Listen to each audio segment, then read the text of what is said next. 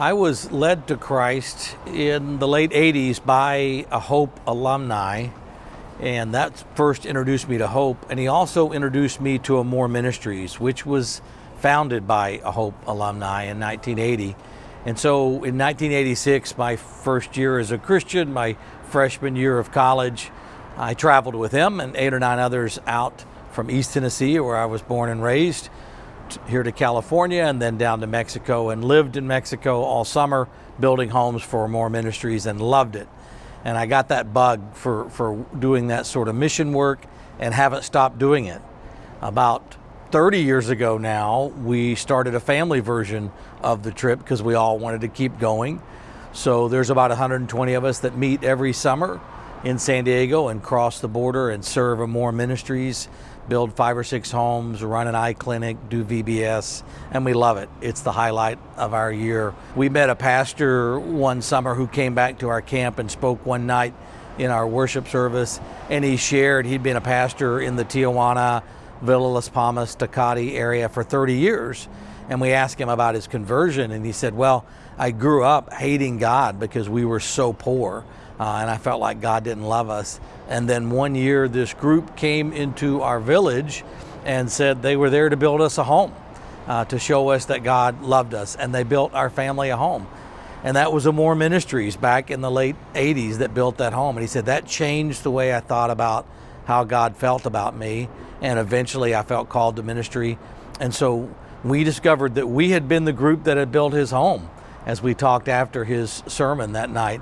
And so we saw that fruit born, not just the immediate meeting a need of building a home, but creating hope and communicating the message. Because when we build the home, we tell folks no strings attached, but it's a message. God loves you, and he sent us here to build this home. Going with Amor Ministries year after year to serve those in need has been a huge blessing to me personally for my own discipleship, because I think that's who God called us to be. It's part of what I received from Hope as a student, and I hope I'm giving to students, that the essence of leadership is servanthood, that God calls us to jump in and wash feet, build homes, care for the needy, just as Christ modeled, and that actually is the top level. Our culture wants us to think getting to the top means not doing those things, having someone else do those things and being detached from hands-on, the dirty work, so to speak. And in actuality, that's what helps us thrive when Jesus says, lose your life, you'll find it, take on the form of a servant. So we love it in our own personal discipleship. We've also been blessed through the years to draw others in to serve with us, because we want them to know that joy. And so in every congregation I've served, and students have come down and served out of their giftedness. One student came and led worship for all of us each night at camp.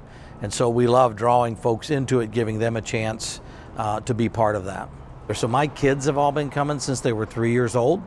My oldest is 29, and we love the fact that every year we all come together no matter what and serve in Mexico together, and we see that blessing for other families. We've seen a lot of kids grow up serving and then step into the mission field with Amor because they had such a taste of the value of that ministry. Folks will say to us, oh, it's so great that you guys spend your money and your time and your vacation to do this work in Mexico. And we say, actually, it's very selfish because we love it. We really do. It is not this, woe is us, we have to use a latrine and we have to sleep in tents and it's hot. We just don't think of it that way, because it's really lining up with who God made us to be. So, like I said earlier, Jesus said, pick up your cross, deny yourself, and you will find your life. And that's true. It feels like denial maybe at first because it goes against our cultural flow. But when you step into it, you realize, hey, this is actually the good life. Being able to serve and love and give because we've received so much.